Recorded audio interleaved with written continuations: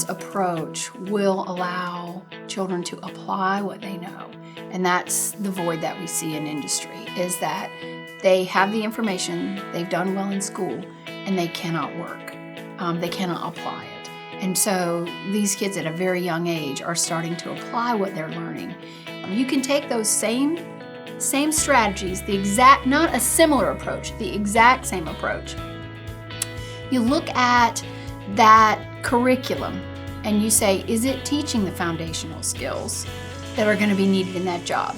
And it's a really good way to make that crosswalk and say, we're teaching the information, but we're also teaching the strategies and skills. Like, how do you apply that information?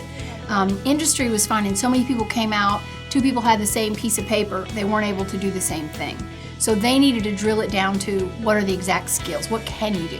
They're not interested in can they do algebra. What they need to know is, look, people have to find the radius for this, and we have to put this in the exact right spot based on this formula.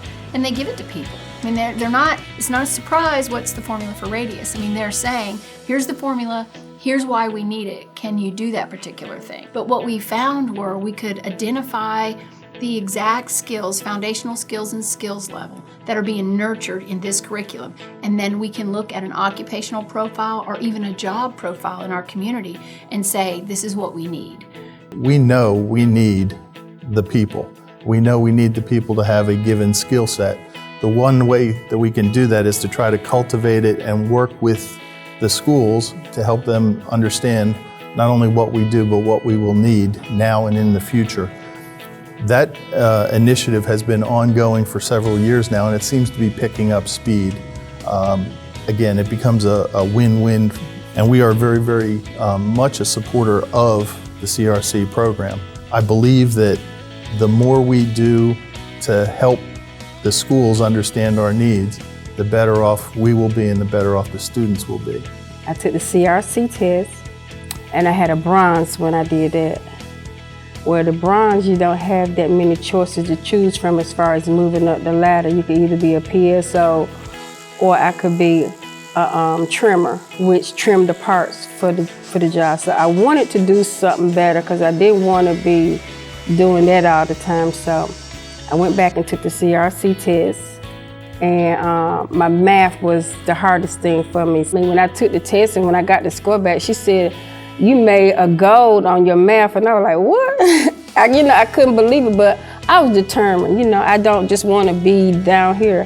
I want to go up, up, up. I want to go as far as I can go. The CRC program was important for me to do that because I had applied at about 5 different jobs after I graduated and hadn't heard anything back.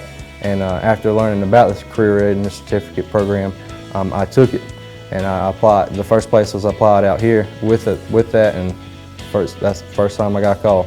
One of the things that we've also done is partnered with the STEM East initiative is on CRCs, Career Readiness Certificates.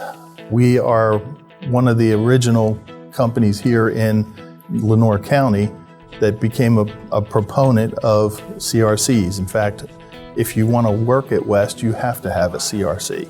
It's important to us because it's a uniform measurement stick that it's kind of your SAT for the people going to the workforce.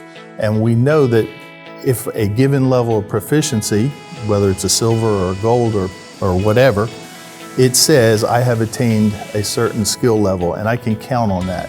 Just be determined to do whatever. Don't settle for something. Don't just settle for anything. Just move further and further and further. And if you don't succeed the first time, I didn't succeed the first time on my math test, but I kept going till I succeeded. I didn't quit, I kept going. Just keep being determined and don't give up. Just shoot for the stars.